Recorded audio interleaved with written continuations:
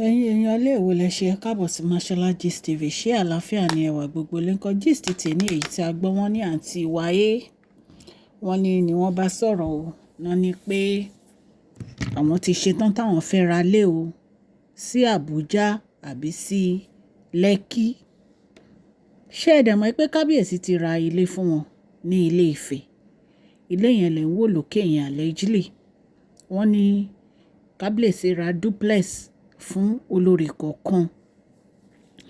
Wọ́n ní àǹtí wa ní finally o òun ti agree láti move out o ṣùgbọ́n òun fẹ́ ra ilé ti tòun. Ẹ̀yin èèyàn lé nǹkan tá a gbọ́ tí wọ́n ní àǹtí wa sọ nìyẹn. Wọ́n ní ṣé gbogbo àwọn tó ra lé wọ́n ti ra lé. Ipe ìgbà tí kábíyèsí ò dẹ̀ ti gbà ipe kò ń gbé inú palace ipe kí kábíyèsí wá lọ ra ilé ti tòun fóun. Òun fẹ́ ilé sí Àbújá àbí òun fẹ́ ilé sí Ilé Ifẹ̀. Ẹ rántí pé kábíyèsí ra ilé kan fún un ṣùgbọ́n wọ́n ní ó reject ilé yẹn. Ní ìsìn wọ́n ló lóun fẹ́ ra ilé ti tòun. Ẹ mọ̀ pé àwọn family ẹ̀ náà wọ́n ti wá several times. Ìpè kí kábíyèsí jẹ́ kó máa gbé inú palace bó tiẹ̀ jẹ́ ayaba quarters. Ìpè torí kò fẹ́ fi kábíyèsí sílẹ̀, ó nífẹ̀ẹ́ kábíyèsí, ó fẹ́ máa rí kábíyèsí ní gbogbo ìgbà nítorí pé ó love kábíyèsí, gbogbo inú ẹ̀ ló fi love kábíyèsí. Ẹ̀yin èèyàn lé allegedly bí a ṣe gbọ́ nìyẹn o. Wọ́n ní ó ní òun ò lè gbé ta nítorí pé òun àti kábíyèsí àwọn ti go a long way. Kábíyèsí wọ́n jẹ́ ẹnìkan tó yẹ pé wọ́n ti dominate gbogbo heart òun ò lè fi kábíyèsí sílẹ̀. Wọ́n ní gbogbo nǹkan tí àǹtí wa tó ń sọ nìyí. Ẹ̀yin èèyàn lé wọ́n ní ilé tí wọ́n dẹ̀ fẹ́ rà wọ́n ní Àbújá náà fẹ́ rà sí àbí Lẹ́kì. Wọ́n ní kábíyèsí ò sọ̀rọ̀, kábíyèsí kàn ń wò ni. Ẹ rántí ìgbà tí àǹtí wa tí wọ́n bẹ̀rẹ̀ sí wá kábíyèsí kiri ìpè kí kábíyèsí ìpè kábíyèsí ò show ní love. Ìpè kábíyèsí ìpè Queen Naomi nìkan ni kábíyèsí ń show ní love. Ìpè kábíyèsí ò show ní love. Ìpè ìgbà tí wọ́n mú àwọn family wọn wá. Wọ́n ní kábíyèsí ní kò sí nǹkan tó ń jẹ́ love o nínú agreement àwọn. Ìpè nǹkan tó ń jẹ́ love ẹyọ kan báyìí kò sí. Ìpè nǹkan tí wọ́n lè rí òun ni kan represent palace, kan dẹ̀ represent àwọn ní function. Ìpè bọ̀ kan máa retí love. Wọ́n ní kò sí nǹkan tó jọ bẹ́ẹ̀.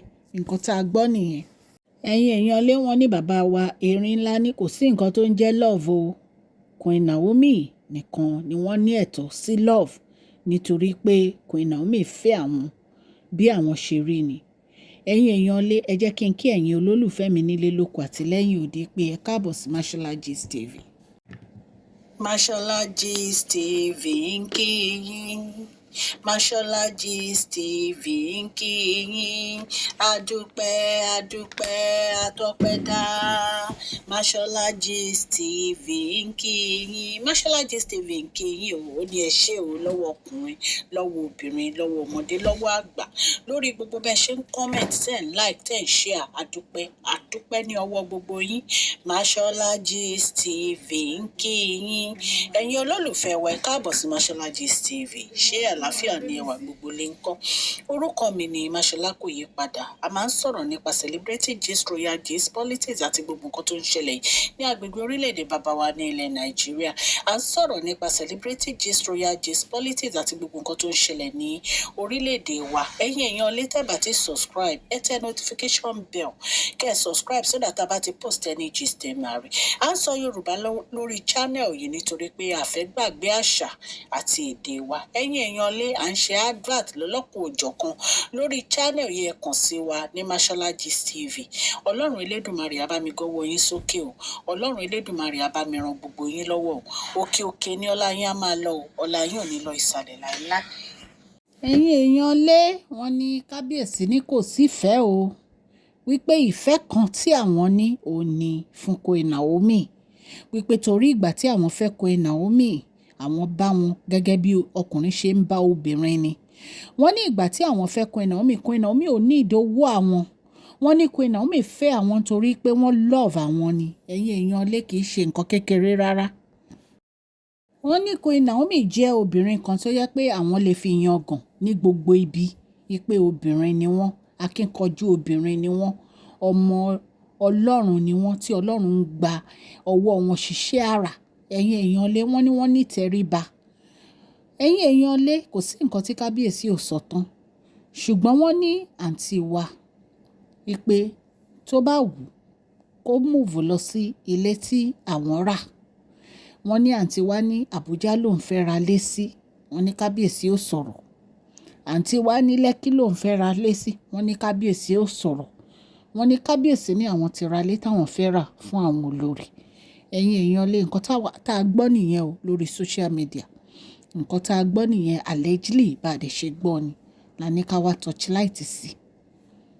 Ṣùgbọ́n ẹ̀yin náà mọ̀ pé Queen Naomi máa tó dé inú palace. Wọ́n ti ń ṣe preparation. Wọ́n ti ń palẹ̀ mọ́. In fact àwọn náà ti máa ṣọ ẹbí.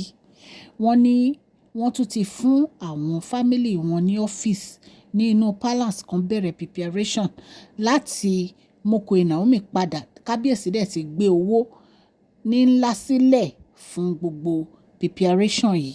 Gbogbo nǹkan tó yẹ kí bàbá wa erin ńlá ṣe nínú palace náà ti ṣe.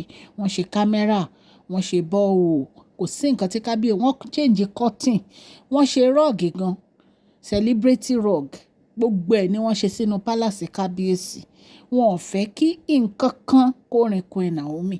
Ní agbára Ọlọ́run Queen Naomi á dẹ̀ padà wá sínú palace yẹn. Bí kábíyèsí bá bọ́ wá máa ra lé fún àǹtí wa bí wọ́n ní ra lé àmọ́. Ṣùgbọ́n tá a bá tún gbọ́ update a máa jẹ́ kẹ́ ẹ gbọ́. A dúpẹ́ fún gbogbo ẹ̀yin tí ẹ̀ ń gbọ́ wa o. A dúpẹ́ fún gbogbo ìfẹ́ tí ẹ ní sí wa. Òkè òkè ni ọlá yín á máa lọ o. Ẹ bá mi fún fídíò yìí ní thumbs up o. Please share this video, like and subscribe. God bless you all.